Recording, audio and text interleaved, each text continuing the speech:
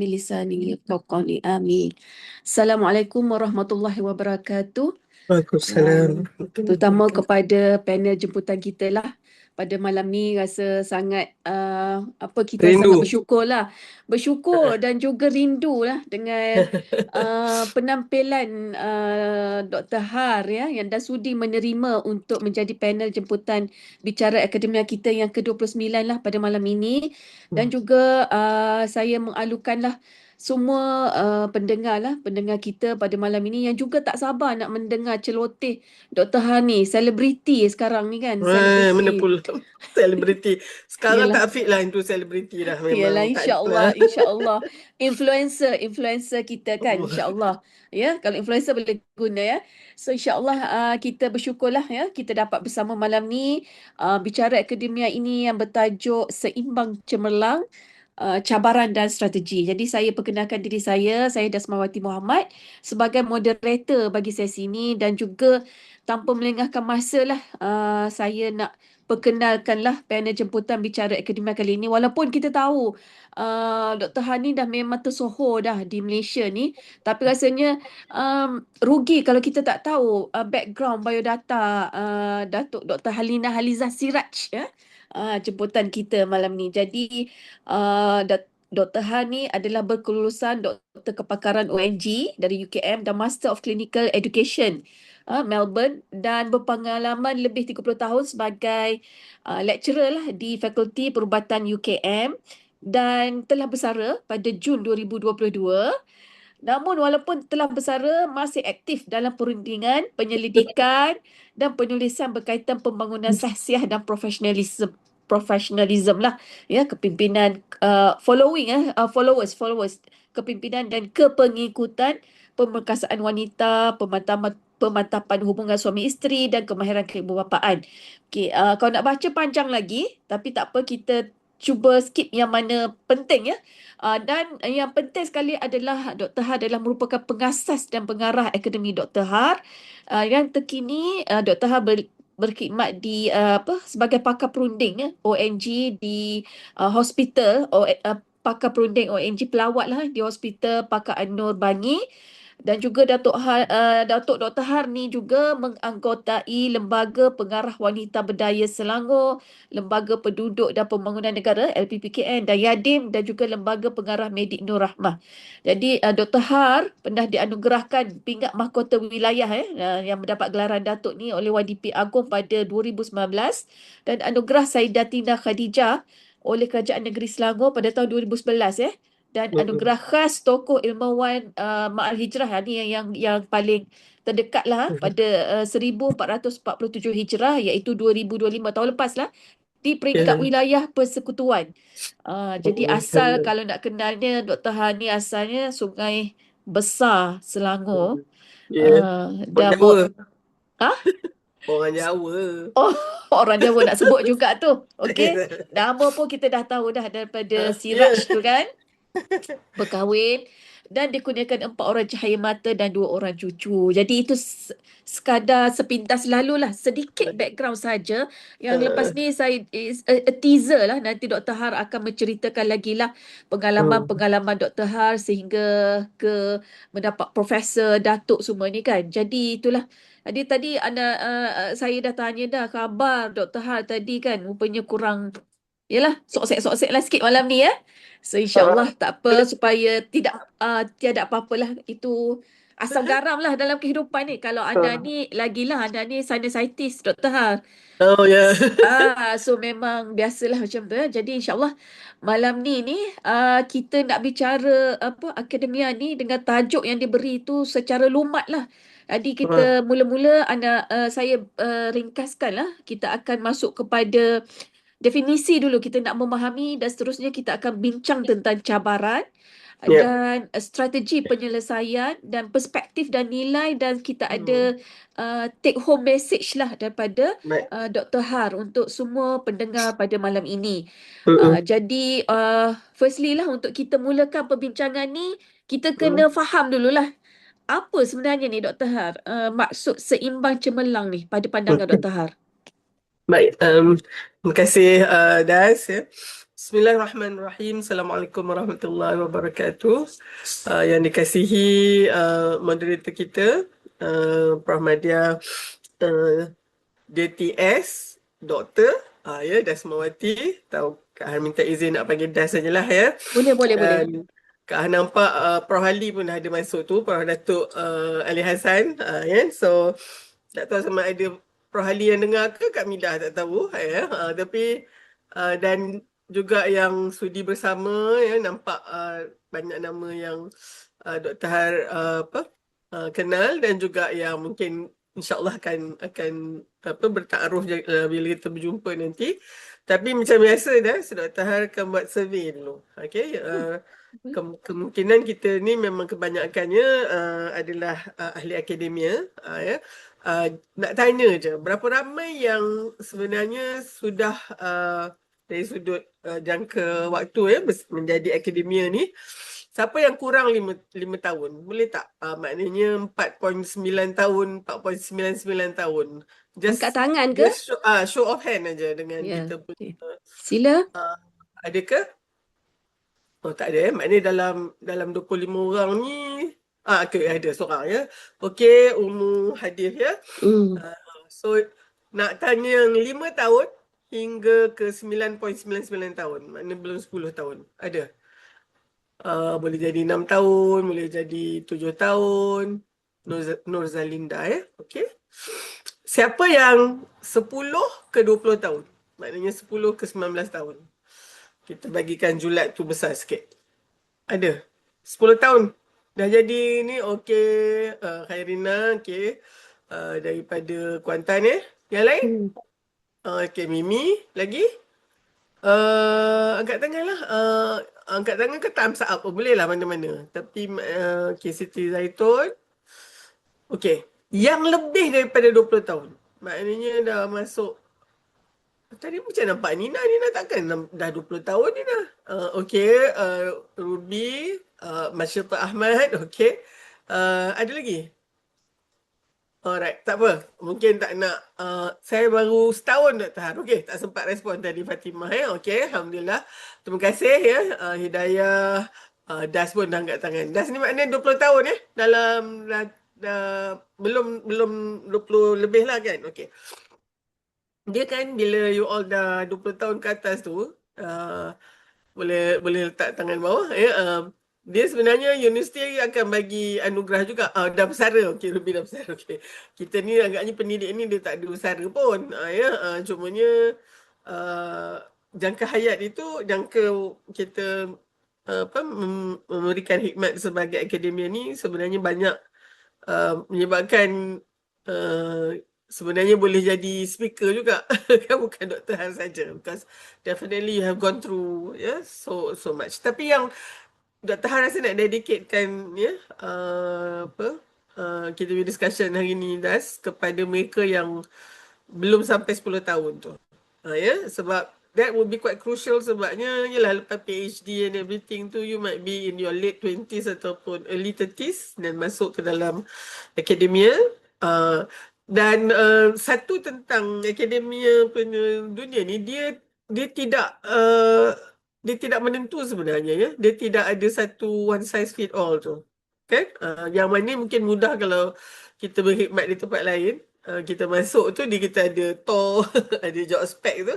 Ikut je lah yang tu. Kan? Tapi Dr. Han nampak akademia ni, dia ada flexibility, which is actually satu yang Dr. Han anggap satu kelebihan ya bagi kita yang nak mendidik, nak memberikan masa kita, tenaga kita untuk berbakti di peringkat ini ya. Maknanya bukanlah nak kata yang sekolah rendah, sekolah menengah tu bukan akademia, tidak. Tapi bila akademia ni dia lebih kepada IPT.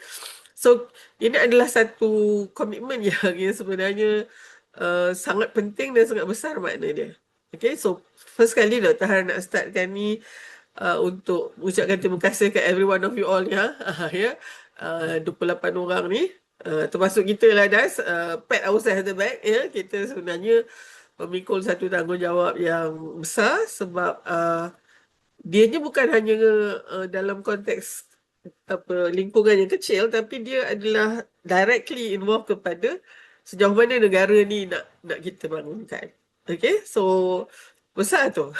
So ada one of you yang tiba-tiba rasa macam selama ni sebab duk fikir kecil je tu kat fakulti kita tu lah kan, dekat universiti kita, fakulti kita, dalam fakulti tu pula mungkin ada satu unit kan dalam jabatan tu je.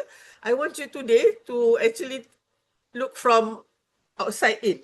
Bukannya daripada dalam dia ya. Sebab kalau tak kita akan terlalu bogged down dengan that storm dekat kita punya cup of tea and coffee tu. Okay. Sebelum Dr. Har nak define tu, Dr. Har sebenarnya sangat sangat bersyukur pada Allah kerana dalam masa yang sama juga Dr. Har involved dalam organisasi dakwah ni. Padahal pada Dr. Har itulah sebenarnya faktor pengimbang ya, yang sangat penting yang buatkan Dr. Har sampai bersara umur 56 baru ni sebagai pendidik lebih 30 tahun. Ya. Without which Dr. Har rasa mungkin Dr. Har lama dah yang agaknya either burn out ke ataupun mungkin jadi pensyarah ke, tapi I will take a different route dah kan ya.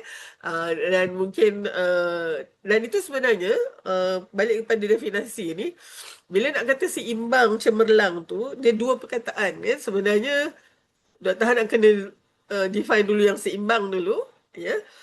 Apa yang dimasukkan seimbang tu, tapi mungkin kita boleh secara ringkas cemerlang tu. Selalu nak dengar kan cemerlang, terbilang, apa lagi. Benda tu sebenarnya dia cuma satu perkataan besar tetapi tak ada ramai orang yang tahu apa makna dia. So untuk perbincangan kita pada Dr. Cemerlang ni adalah keupayaan kita mencapai apa yang kita impikan. Apa yang kita... So it's a very subjective punya ni lah kan. Jadi kalau misalnya kita yang tentukan sejauh mana kecemerlangan yang kita nak tu, bukan orang lain. Dr. Hassan tu sangat penting untuk have an ownership. How do you define your own excellence? Yang tu penting sebabnya selagi mana kita duk sandarkan kepada excellence yang orang lain letak. Yang tu ada juga soalan kat belakang-belakang nanti kan. Tapi jawab dari awal ni ya. Dr. Har jawab maknanya cemerlang di sini pada Dr. Har kita tentukan dulu awal-awal masa kita nak masuk ke IPTA ni untuk yang Fatimah baru setahun tu, you better look into apa bendanya sebenarnya yang you all nak capai ni, sebab apa yang nak kita capai ni dia tak boleh capai dalam setahun 2 tahun ya. Dia maknanya kalau misalnya 30 tahun tu pada Dr. Har adalah masa yang cukup ranum ya, untuk mencapai niat yang begitu besar. So you mesti ada, awal-awal ni dah kena ada stamina dah untuk sampai yang itu tu. Yang itu penting sebab itu nanti yang akan menentukan macam mana you all ada nafas panjang tu ya, dan di situ sebenarnya lebih membolehkan kita mencapai keseimbangan tu. Okay. Dr. Har bimbang ni kalau di peringkat awal ni sendiri pun macam tak berapa clear, orang lain masuk ikutlah ataupun lagi alah malas lah nak kerja yang tu, especially bila kita di professional, kita boleh kerja dekat field kan ya, bidang kita sendiri, tapi macam Dr. Har sendiri lah boleh je bagi servis kat hospital, dan hospital pula Dr. Har boleh pilih antara KKM ke ya dalam public sector kita ataupun kat private, and private memang lagi banyak lah dia punya laba dan hasilnya kan. Tapi why do I choose to be an educator? Kenapa? Dalam bidang Dr. Har tu. So benda tu kena sangat jelas sebab seimbang ni dia ada kaitan dengan tadi tu, objektif tu. Kerana itu sebenarnya yang akan menjadi pengimbang kepada apa saja keadaan kita, khususnya bila kita berhadapan dengan perkara yang di luar jangka atau yang tak boleh kita nak kawal. Alright. Yang masalahnya tu adalah kita ni, kebanyakan kita high achiever ni daripada sekolah rendah lagi dah kan. Nombor 1 kalau ada kita dalam kelas tu tak ada orang lain lah yang dapat nombor 1 tu contohnya. Atau kita memang top 10 gitu kan. Form 1 dah masuk sekolah asrama penuh dah. Ya, so kita memang things get into your head kan. Maksudnya kita ni memang cemerlang orangnya kan. So bila kita alumni meeting ataupun reunion ke, memanglah ya orang memang tak terkejut lah tengok kita ni kan. Dah where we are ya? Sebab kita daripada awal sudah melihatkan tu. Cumanya kalau kita tak tagkan dengan nilai kita tu having the end in mind tu kan. Habit yang nombor 2 kalau yang 7 habits tu. Ni nama amalu bin niat. So Dr. Hasan, niat tu sangat-sangat penting sebab itulah nanti yang where you always come back untuk mendapat keseimbangan ni. Jadi Dr. Hasan ringkaskan, seimbang ni, okay, dia antara dua polarity. Now Dr. Hasan realize everything memang in a spectrum, in a continuum, kan? Dan dia ada ekstrim ke kanan atau ekstrim ke kiri begitu. Kan? Dan keseimbangan is that equilibrium yang mana you ada kat titik tengah, tapi titik tengah tu bukan neutrality. Bukannya macam kan, neutrality ni tak boleh pakai je lah kan. I neutral je. Dia pun boleh, tak ada pun tak apa. Bukan tu. You choose to be in that. So yang maknanya yang kat sini ni is a conscious choice. Kita memilih untuk berada di tengah tu. Kan ya, di tengah titik keseimbangan ini, yang mana titik tengah ini adalah titik kesejahteraan. It takes a lot of effort ya. Kalau nak tahu sebagai doktor ni, it takes a lot of ATP, that unit tenaga yang paling kecil itu untuk otak kita, untuk ada kat tengah tu. Sebab kalau kita tak gunakan otak kita, akal yang Allah berikan ini, kita akan senang sangat berada di ekstrim tu. Extremity ni kan yang kalau kita lihat dalam apa-apa sajalah perkara kan. Atas kecil-kecil hingga sebesar-besarnya, dia bukan susah nak jadi ada kat ekstrim ni. Sama ada you strict sangat atau you longgar sangat tu, you just ikut je lah. Tak payah fikir sangat. Ya? Dan tapi kalau you nak ada seimbang tu, maknanya you kena tengok kenapa orang sana tu cakap macam tu yang rigid sangat dia. Yang konservatif sangat contohnya ni kan. Yang traditionalist sangat ni. Yang ultra sangat ni. Tiba-tiba tengok pula yang sebelah lagi tu yang longgar sangat. Atau yang memang pudar lah. Tak kisah pun kan gitu tu. Kenapa boleh jadi macam tu pula? So, bila you mengimbangkan semua ni, itu sangat penting untuk memastikan you ada kat tengah-tengah. Dan, ni. Bila kita kata we are a practicing Muslim, if you realize, everything is in that. Pada titik keseimbangan kesejahteraan tersebut. Okay, so it is maknanya dia bukannya satu yang pucut I'm here gitu tak. Yang nak tak sengaja I ada tu, itu yang kat ekstrim tu. You just follow the flow. And then you gaduh lah kan, because you akan rasa yang orang sebelah sana tu memang tak boleh lah kan, because they are so contradicting. Jadi Dr. Han letak kat situ dulu sebenarnya the challenge untuk seimbang ni is to be within those extreme. Tapi kita memilih untuk berada di titik keseimbangan, dan this is a very dynamic one, because kalau you tak terus berfikir dan keep track dan juga update yourself, you are definitely going to be sama ada ke kanan atau ke kiri begitulah. Maknanya macam kalau naik basikal tu, you must keep on paddling, kalau tak you jatuh kan. So Dr. rasa tapi it's rewarding to be able to, sebab ni Dr. tutup yang untuk yang ni, inilah dia titik kebijaksanaan sebenarnya. This is wisdom. Okay, when you can live within the paradox. Kan ya? And you don't sort of allow yourself to be swayed into just one polarity direction. And that is why the reason, sisters, you are here in this academia, because you are the best brain that this community and this country have. Betul. So tanggungjawab kita sebenarnya besar sebab kalau kita ditakdirkan Allah tidak berada di dalam situasi itu, kita akan jadi the followers tu. Kita akan ada ni. Dan this is very common dalam politics. Dalam apa saja situasi,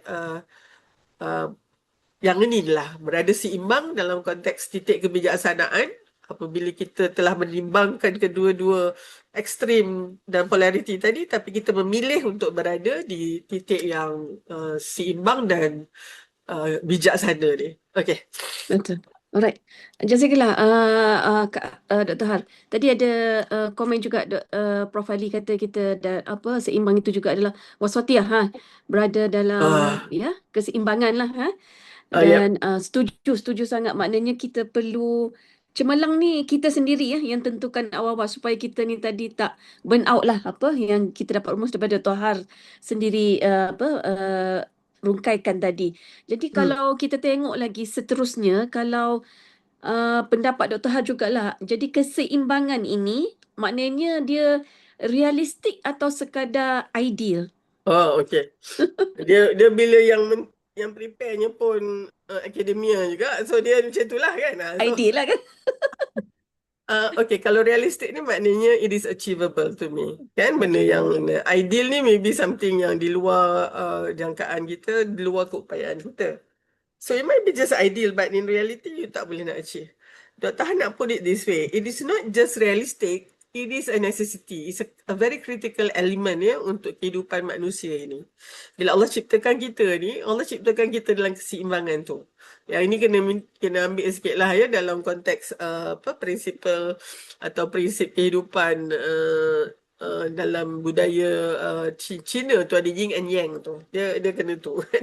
Dan kalau dalam kesihatan ni pula ya memang bila ada imbalance tu maka dialah yang akan di situ yang kita akan dapat sakit, di situ kita akan dapat ketidakselesaan. So keseimbangan ni bukan saja realistik tapi dia is a necessity. So Dr. Har nak ambil peluang ni untuk jawapan dah bagilah dah. To me is realistic. Tapi so how does it look like?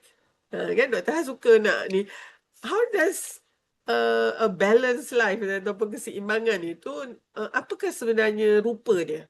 Dan dalam konteks kita menerangkan sesuatu, you can also explain what it is not. Dia lebih tu. Kita ambil yang dalam surah Al-Fatihah kan. Siratal mustaqim tu apa dia? Allah terangkan itulah jalan yang memang Allah yang Allah beri nikmat. So mungkin jalan yang berliku, mungkin jalan yang licin, mungkin jalan yang curam tapi kalau Allah punya ridha ada di hujung jalan itu, itulah jalan yang penuh nikmat. Tapi what it is not pula? Jalan yang orang-orang yang Allah murka dan jalan orang yang sesat. So anything insyaAllah kita sebagai guru ni kan bila kita nak describe kan sebelum kita introduce our student to the new topics kan, it's always good to describe what it is and what it is not. Okay, so jadi what does life balance look like and what does chaotic life look like jugalah ataupun what life balance is not. Pertama, Dr. Han nak pecahkan kepada kognitif dulu. Dan yang ni senang kita nak tengok elemen ni. These are all the necessity. Benda ni semuanya bukan atau. Dia dan. So dia adalah ni. First, dari sudut mentalnya, seorang yang balance tu, dia memang berfikir dengan clarity. Dia jelas tu. Dia nampak macam waktu siang tu dia nampak. Okay?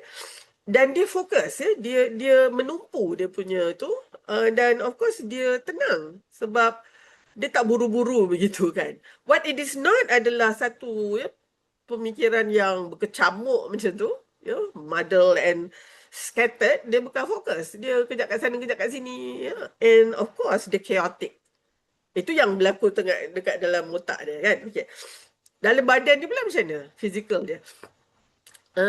Dia katakan balance tu kalau badan dia tu of course dia boleh aktif dan juga dari sudut nourishment dia tu dia well nourished dan juga dia rested. Very important tentang rest ni. So tapi kalau badan kita ni passive sediment lepas tu either malnourished atau overnourished ke dan juga kita ada prolonged fatigue tired aja. Bangun pagi pun dah penat dah kan. So that is not balance, right? Now, yang ketiga pula is your soul or your spirituality lah. Spiritual yang balance ni adalah yang dapat bertemu dengan ketenangan dalaman tu, the inner peace. Sampai tengok Kung Fu Panda, tak suka tengok Kung Fu Panda tu yang inner peace tu kan. So dia ada inner peace tu dan juga dia rasa fulfilled. Dia capai dia punya objektif tadi tu, apa yang dia nak tu, terisi dia rasa. Dan what it is not adalah satu dia kacau bilau dan juga dia rasa dia belum tak capai apa-apa pun. Kan? Jadi itu dalam emosi dia. Yang ketiga tu itu dah spiritual. Yang keempat adalah relationship dia. Ya. Sebab kita ni manusia tak boleh seorang-seorang je. Ya, kita memang kena berhubung dengan manusia yang lain. Jadi untuk satu keseimbangan ni tadi ya adalah an enriching and nurturing connection. Mana hubungan kita tu memperkayakan kita dan juga bukan tu saja dia menjadikan kita juga boleh ada impak yang positif terhadap orang lain tu. Mana bukan kita je tahu yang dapat benefit tu. Kita juga memberi benefit pada orang. Dan kalau relationship tu sangat toxic ataupun very draining, itu bukan seimbang. Dan yang terakhir adalah dalam konteks career kita, profession kita dan juga finance. Ya, finance ni penting ya. Uh, Dalam kerjaya kita ni, kita pergi kerja hari-hari tu kita rasa kita tahu kenapa kita pergi kerja tu. Ya, bukannya kita kata, kapalah aku ni dapat gaji seciput ni tapi datang juga sini. Dapat menghadap bos yang teruk ni tapi datang juga hari-hari. Dia tak ada, itu bukan balance ya. Dan of course dalam masa yang sama, kita boleh mengurus kita punya sumber, resources kita. Kan? Maknanya kita tahu kita ada security. Bulan ni kita tak payah cari hutang kat orang ke apa ke. So, benda ni semua Das. Ya. Tadi soalan kita adalah, is it realistic? It is. Sebab all this, the one yang Dr. cakap tadi tu is a necessity. You have to have that. Ya. Otherwise, kita akan ada satu kehidupan yang sangat berat lah sebabnya dia tak balance kan. Kita tak berhenti kat situ. Alhamdulillah. Maknanya balance tadi bila Dr. Har jelaskan tadi is a very holistic. Kan semua very holistic. Tapi suka juga tengok Kung Fu Panda Dr. Har. Dia punya yesterday is history, tomorrow is mystery, today is a gift. That's why it's called a Yes. present. So kita kena hargailah kehadiran kita berada di sini dan kita menuju kepada tomorrow ni kan. Kehidupan yang misteri ni kita kena bermula daripada hari inilah untuk perbincangan kita pun supaya kita lumat jugalah kan, supaya kita nak cemerlang ni macam mana kan. Tapi dalam kita nak menuju kecemerlangan ni, Dr. Har, kita dengan tadi kan bila Dr. Har buat vote apa tadi kan nak tengok kepada Survey tadi. survey How tadi long you kan been dalam pensyarah muda dan kita panggil junior dan senior kan. Jadi maknanya kita nampak tadi macam terutamanya yang kita nak fokus tadi, Dr. Har sendiri pun nak berkongsi pengalaman kepada pensyarah yang junior kan, yang maknanya cabaran-cabaran ni memang banyak lah kan. Jadi Yep. mungkin yang macam dah sendirilah kan, dah rasa asam garam kehidupan akademia tu dah memang macam mana kita nak kata, dah tahu cabaran tu tapi macam kita teruskan. Mungkin itu adalah salah satu juga adalah yang bermula tadilah Kak Dr. Han sebut tadi, cemerlang tu kan apa yang kita dah set awal-awal objektif kita. Dan mungkin kalau Das nak tambah, mungkin kerana patient. You are patient to be in that academia kan. Kalau you tak patient, you memang dah keluar dah kan. So because of the patient. Jadi seterusnya juga kita daripada kita dah tahu maksud tadi, kita nak tengok kepada cabaran lah kan. Jadi cabaran utama dia lah kita ni sebagai wanita kan, woman kan. Jadi nak seimbang, tadi Dr. Han dah sebut pasal holistik kan, pasal mental, spiritual, finance apa semua kan. Tapi dalam kategori kerjaya kita as a academic dan juga career pathway kita dan juga kehidupan peribadi kita kan. Kita seorang isteri dan juga seorang ibu, seorang anak. Macam mana kita nak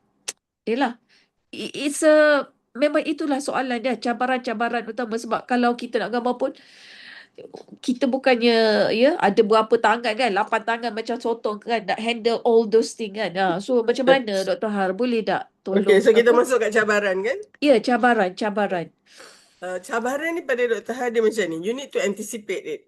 Kita yang kita susah ni bila kita rasa macam insyaAllah tak ada cabaran kan.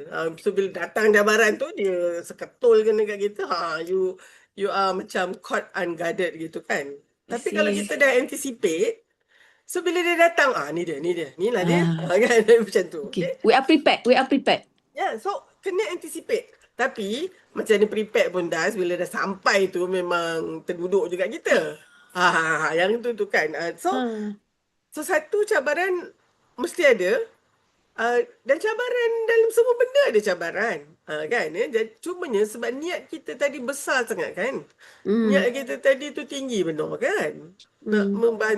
nak memajukan ummah, Ummah, nak negara, mendidik anak bangsa. anak bangsa. Itulah, that kind of ni. So of course cabaran dia bukan calang-calang atau sekarang orang kata kaling-kaling ni. Bukan, dia mesti besar juga. Okay. Okay. Dr. Har bukan nak kata for the medical educator yang ada kat sini ni kan. We all ni practitioner ni. Kita punya practice kan. Kan dah. Tapi kita kena ambil juga tanggungjawab sebagai pendidik. And you know lah bila mendidik ni kan. So kita kena set our curriculum. Hari ni Dr. Har pagi tadi lah ya, dari pukul 9 sampai pukul 12.30 tu ada 3 lecture Dr. Har bagi terus pada this fraternity ophthalmology ni. In terms of surgical training. Macam Di how do UKM. you use dia orang panggil Dr. Har lagi lah kan. So, bila orang pencen ni kena panggil tu rasa aduh ingat juga lagi anak murid aku kan. Dia bagi satu tajuk, satu topik antara 3 tu, operating theatre as a classroom. Okay, so maknanya kami mengajar ni on the go. Very busy practice. Itu belum lagi nak kena buat research pula.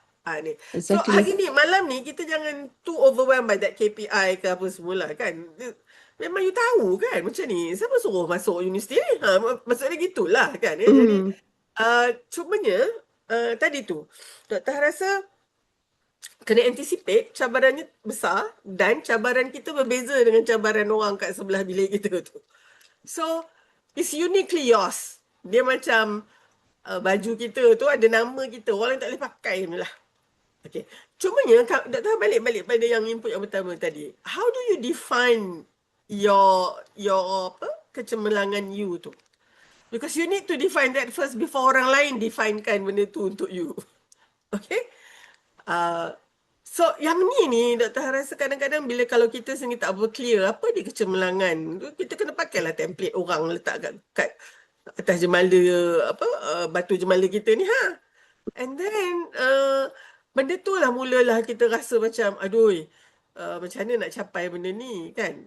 Now kita ada KPI on publication contohnya kan. Kawan sebelah kita ni memang tak adanya nak student ke apa ke, kerja dia buat research je lah. Dan suddenly dia publish sana sini. So poster congratulations tu muka dia je kan.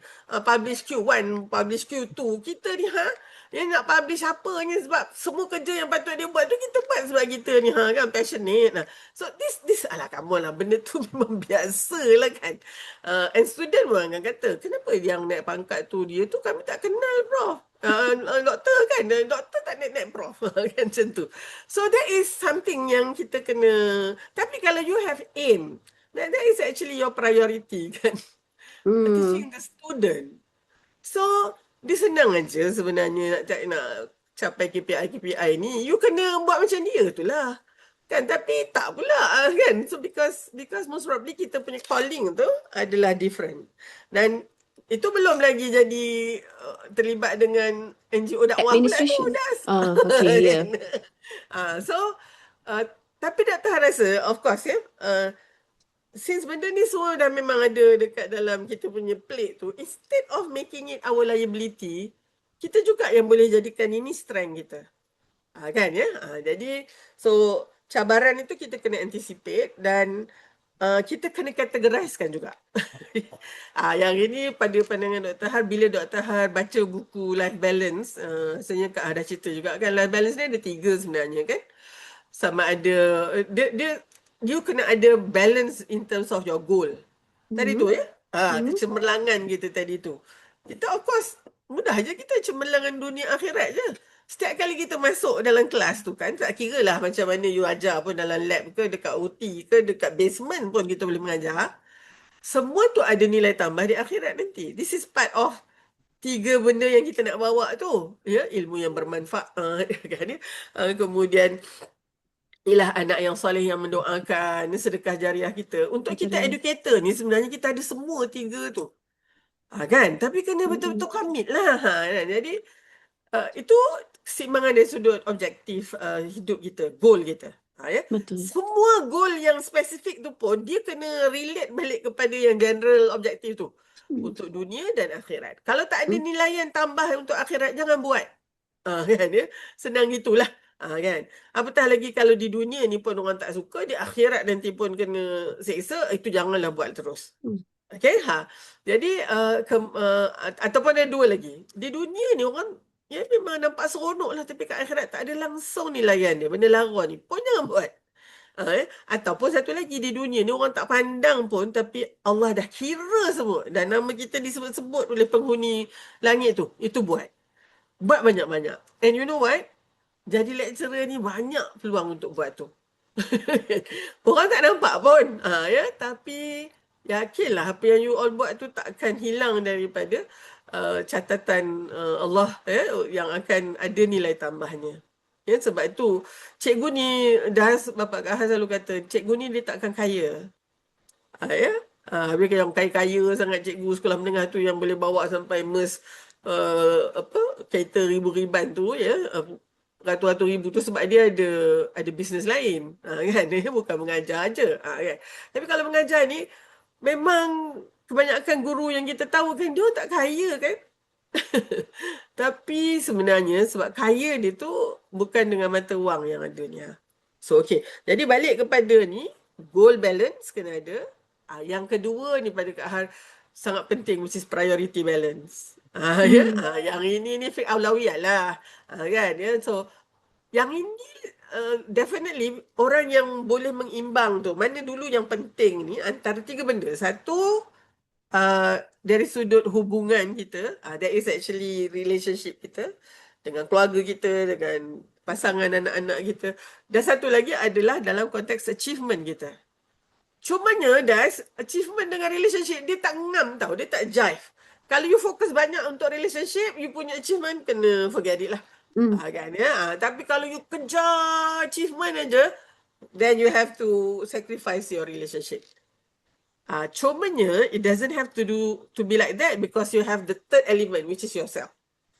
So kita ni sebenarnya yang kena tahu ya, apa yang perlukan kita punya perhatian, energi kita, dan kita kena pergi kat situ dulu. Tapi bukannya itu aja. Sebab very soon yang berat untuk katalah ya, kita punya selalu Ahmad contoh is, you memang kena submit lah you punya PhD thesis tu kan ya. This is your last semester contohnya ya.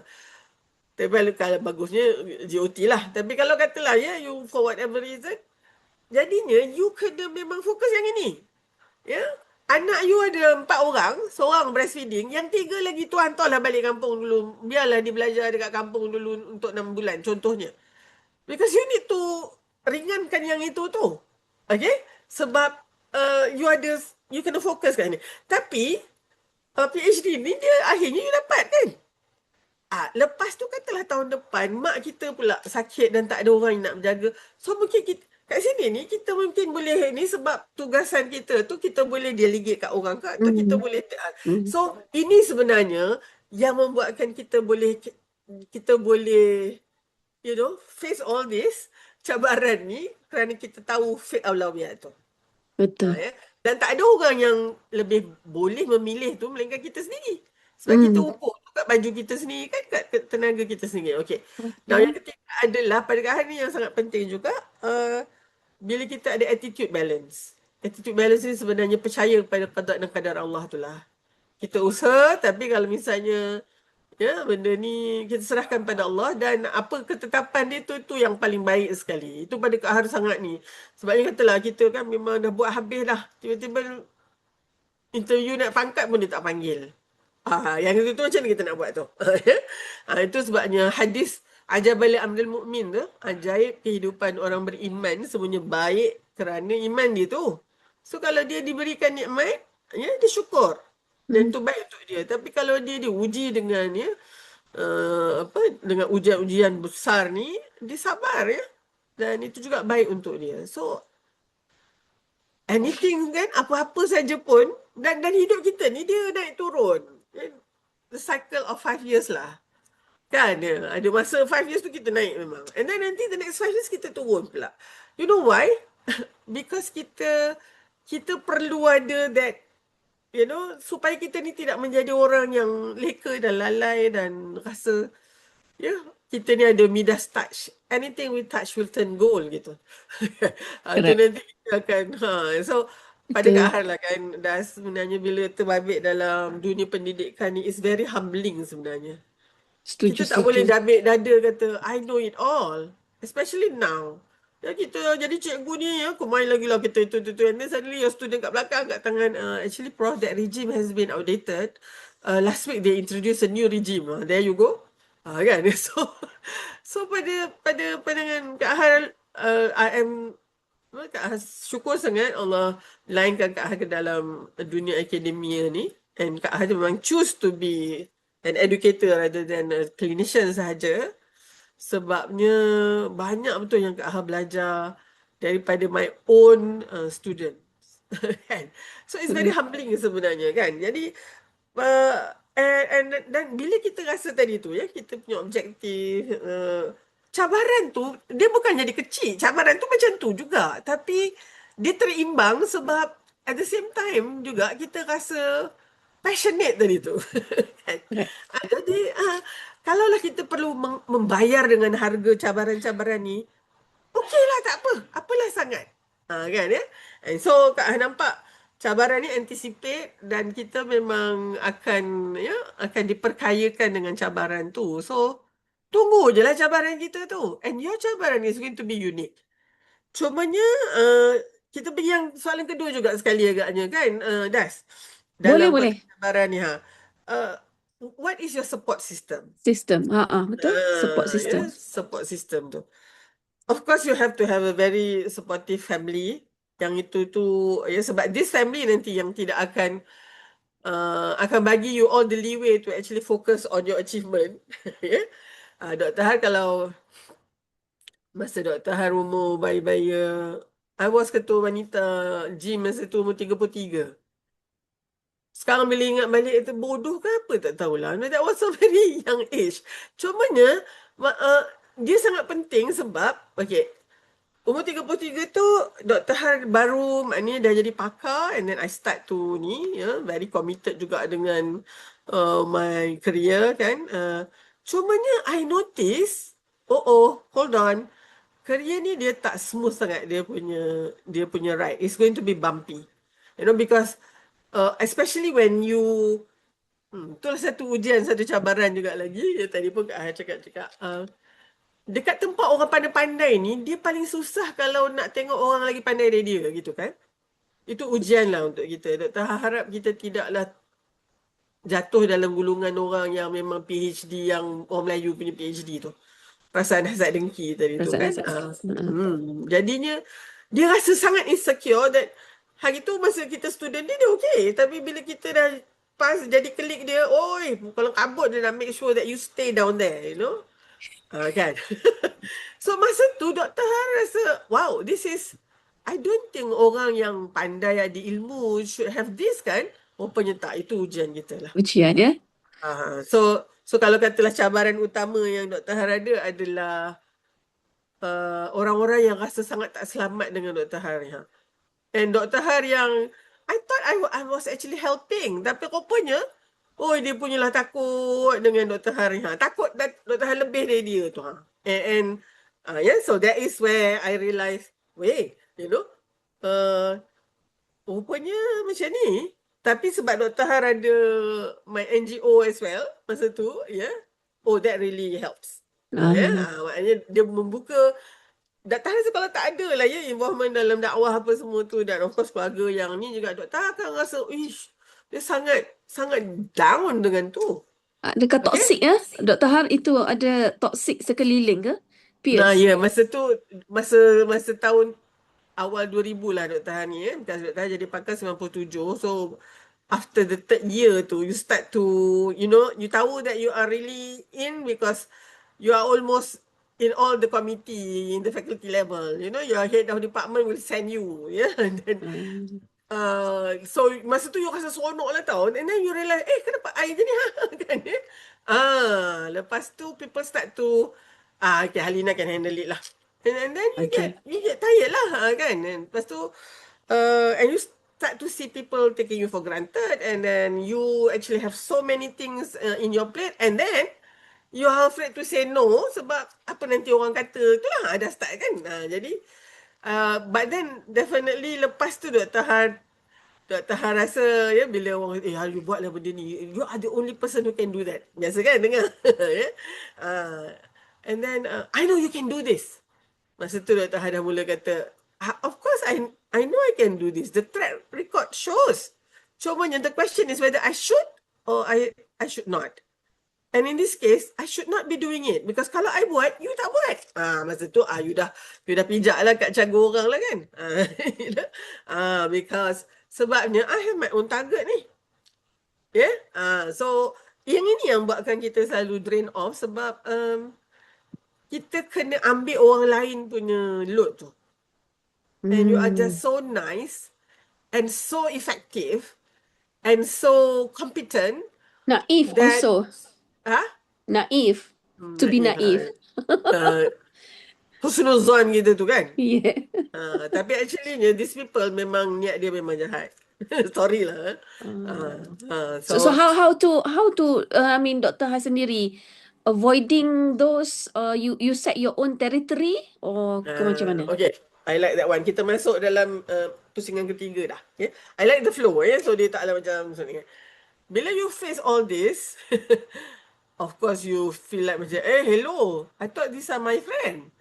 Rupanya,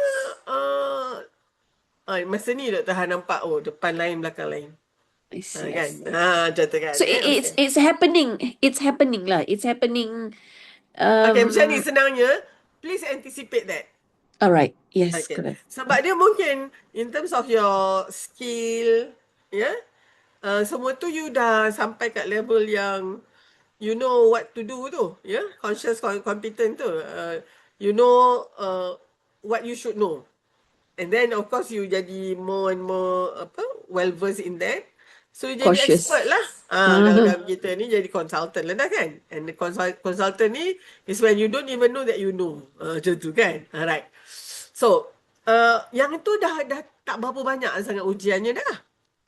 Tapi, okay, kalau misalnya sekarang ni, dah ada subspeciality pula. Kan?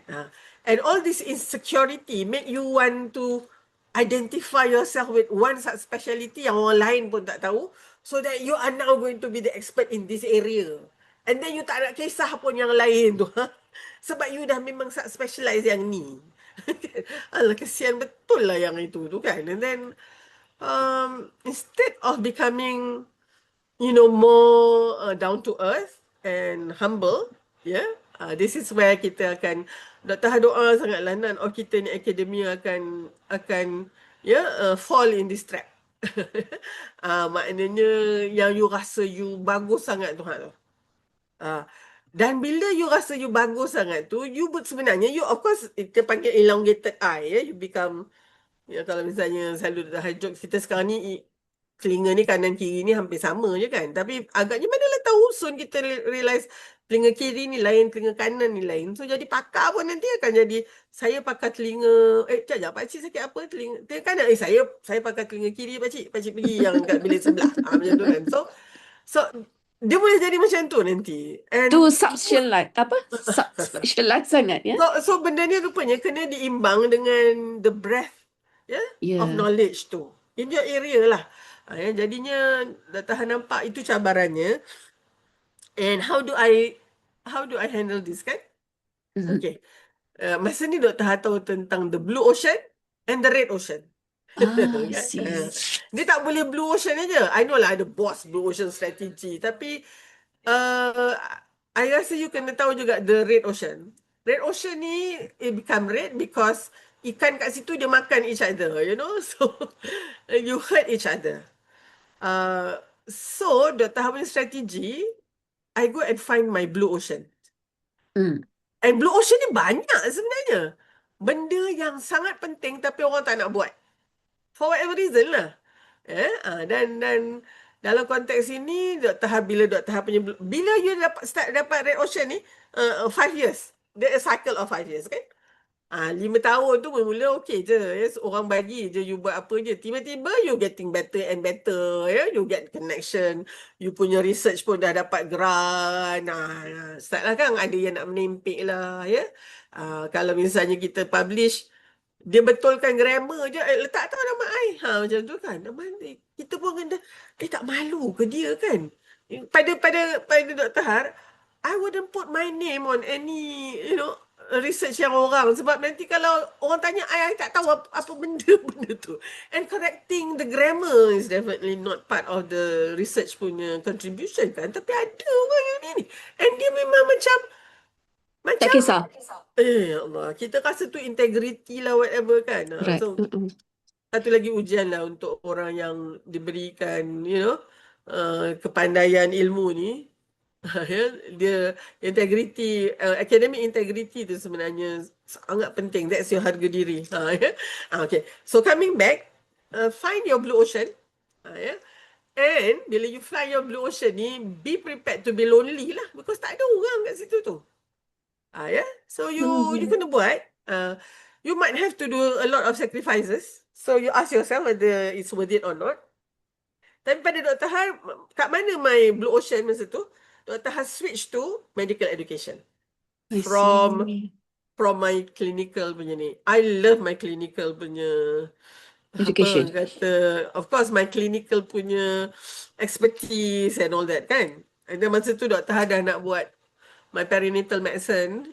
In fact, ultrasound Dr. Har tu dah sampai fetal medicine. And then I was asked, now do you going to focus on the fetus or the placenta? Actually, hold on. This is getting, daripada meeting yang beribu orang tu, the ONG punya meeting, setiap 3 tahun tu, the FIGO tu, then Dr. Har pilih O, obstetric, rather than gynae. So Dr. Har pergi kat yang obstetric punya conference, yang itu tinggal daripada 20,000 tu, tinggal 8-10,000 gitu lah. And then you specialize pula into fetal medicine. Yang kat situ mungkin lah ada lebih kurang 1,000 orang kan. And then ada special meeting pula untuk those yang wants to be, looking into into placenta pula. Aduh, masa tu I said, okay, I better stop somewhere.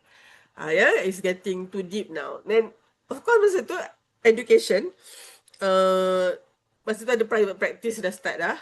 And I realised student tersidai lama. I dah mengajar, dah habis, tengok student tunggu lagi. I kata, tunggu siapa? Tunggu Prof. So and so. Kenapa ni? Dia tengah ada session dekat private clinic. So dah jadi macam tu lah. I rasa kan. So siapa yang nak ajar anak-anak murid ni? So I make that very unpopular decision. I kata, boss, I need to... So I tukar ke medical education. So I have... Mulanya dia macam ni. Dia kan ada yang 30% dekat medical education, 70% dekat my department. Macam tu kan. Tapi makin lama dah banyak pula responsibility dekat medical education. Masa tu kita ada modul yang baru iaitu ni lah, Personal and Professional Development, PPD tu. Dia macam tarbiyah untuk budak-budak tu lah kan. And so memang bila masa kita plan tu, dah semua orang, we have to put spiritual development. Okay, we have to put this. Okay lah. Tapi bila dah jadi, siapa nak run that? So I decided, and then of course masa tu jumpa kat koridor je, Har, I heard you are in medical education. What a waste. Dia lah macam tu. So sampai kata macam, hold on. Please define waste. Kan? Tapi nak cakap lah, that same person who said what a waste when before my retirement, dia datang bilik Dr. Har. Kata, Har, I want to take back that one. That I told you in that call. Dia ingat? It wasn't a waste. In fact, dia kata, the whole faculty and curriculum development and everything too is where we are now because you make that decision. So alhamdulillah kalau dia nampak tu macam tu. Tapi masa tu it was a very lonely thing, because it was a deep blue ocean, tak ada orang nak pun. Tapi ingat ni, deep blue ocean ni will become red juga. especially bila benda tu dah flourish kan, mulalah semua orang nak ada kat dalam tu pula. Menyampah betul masa tu kan. So, tapi it's time for you to find another blue ocean. So, Once it's saturated lah. dia akan saturated punya dust. Hmm. This langang-langang dia dah akan datang juga bila kita dah hanya tu. Kita tak bagi contoh I have one person yang memang sangat tak suka dengan PPD ni, sebab PPD ni dia kena semua orang mengajar, because there's nobody who like ONG, patutnya ONG yang ajar ni. Tapi PPD ni, this is bread and butter your professionalism, professional development ni for everybody must teach this. Punyalah marah ni, sebabnya memanglah tambah kerja dia kan. And then we have our outdoor camp, then they need to be facilitator. Faculty meeting tu nama Kak Har je lah naik, nama Dr. Har je. Halina, where's Halina? Macam tu je lah kan. Nasib baik tudung ni, telinga ni tutup dengan tudung tu, yang merah padam telinga tu, tak tahu lah nak cakap. Ada student ada problem je, katalah dia caught cheating kan, atau plagiarize. Halina, apa dia? Buatlah PPD module lah, apa-apalah, tapi your student still plagiarize. And then I said, Prof, that's not just my student, it's your student as well. Kan dua lah kat situ kan. Tapi macam itulah kan. Sampai satu masa, because of that, kita punya accreditation memang no problem. In fact, Singapore, dulu dia ambil UM je. Tapi because UKM ada PPD tu, dia headhunting UKM punya student je pula. Sebabnya kita memang ada this, dia panggil soft skill. But to me, it's not the soft skill. It's the hardest skill sebenarnya kan. So, nak ceritakan, bila benda tu dah jadi gitu, bila ada external examiner ke, dia punya report will always be that. Dia rasa the students are better and more holistic because of this module. Macam tu. Mulalah, and then yang tu, Dr. Ha dengar. Yang Dr. Ha kata, okay, it's a red ocean dah. Dia ni memanglah kan, kita tahu dia tak ada melainkan complain all the time. Tapi hari tu, dia memang duduk dengan the external examiner from dia punya department, coming all the way from US kat Dr. ingat. Dia duduk depan Dr. Hari, dia tak pasal kat belakang. And then, I overheard dia saying into that, you know what, I think one of the, the strongest element in your curriculum is that module, that strand that goes out from year 1 to year 5. That's PPD. And then Dr. dengar, yes, we are actually very proud of that. I'm actually, directly involved. Dr. kat belakang dia rasa macam ketuk kepala dia. So, you see, these are things yang you akan nampak lah. Tapi pada Dr. Har, okay, this is now red ocean. I need to find another blue ocean. So actually, sister, to me that is how I survived 30 years. Always finding that blue ocean. Tapi you must have your pioneering spirit lah. Kan kita jadi pioneer ni, bagus pun kita juga yang first jumpa, yang tak elok pun kita jugalah yang, and then you have to be responsible for that. So itu pada pandangan Dr. Har, strategi yang berkesan yang bila dah Dr. Har dah bersara ni kan, macam mana I survive ni And then of course PPD tu UKM Bangi pula. Tengok, ini kemahiran insania. So they start lah introducing that pula. So I become the main resource person. So setiap minggu tu ada 2 ke 3 kali Dr. Ha kena pergi Bangi. And then of course, when you have that, you need to monitor. So I introduce satu program lagi, mentoring program nama dia. Tapi mentoring ni semua student kan ada mentor. So Bangi pun nak buat juga mentoring. Sampai I actually got, my colleagues lah, boleh tak? You all jangan innovate lagi lah. Boleh tak? Masa tu kan inovasi pendidikan memang Fakulti Perubatan je yang dapat. Kata, udahlah cukuplah dulu Sebabnya nanti apa you all innovate, kami kena buat. And then bila kita kata, tak boleh lah, cakap kat Chancellor masa tu, Tan Sri Azlan, kami tak boleh, perubatan boleh buat. Dia tu macam kan, perubatan boleh buat. So, that was... itulah dia kan. Maknanya you are going to be noticed because you are the one who, tapi of course you will have another group of people yang start to strategize so that you will not go up. Kan. Jadi yang itu ada juga. So my promotion is actually lambat sebabnya macam mana you ni Har, I nak kata you are ONG punya profesor pun you dah tak buat ONG sangat dah. Kan, tapi medical education pun you bukan ada apa-apa credential kat medical education. You know that thing come out to me, I macam mana nak defend you nanti masa masa interview profesor ni dengan Naib Chancellor. So sebab dia tak boleh nak defend I, so you tak payah minta lah. Hmm. Kan? So, tapi tak apalah sister. I think the good thing when you feel you are starting something and then yang itu tu dah cukup dah sebenarnya pada Dr. Harla kan untuk give me that push tomorrow to go back to work. Right? And okay. Ya, banyak-banyak tu perkongsian dia. Rasanya macam apa yang Dr. Hal lalui tu, perkongsian Dr. Hal tu adalah juga sama lah dengan kita semualah akhwat sini kan. Di dalam dunia akademia ni dia tak banyak beza. Walaupun itu Dr. Hal di UKM, tapi saya sendiri rasa di USM pun sama, UPM, di mana-mana lah, di IPTA, apatah kali di IPTS, benda ni, it's the circle is the same. And the struggling is the same. Kan? There are adanya blue ocean dia di situ, red oceannya di situ, the toxic peoples always, and then you are alone. Rasanya, I think everyone experience. Yeah. We have been through that lah. Walaupun it is rasanya memang nak satu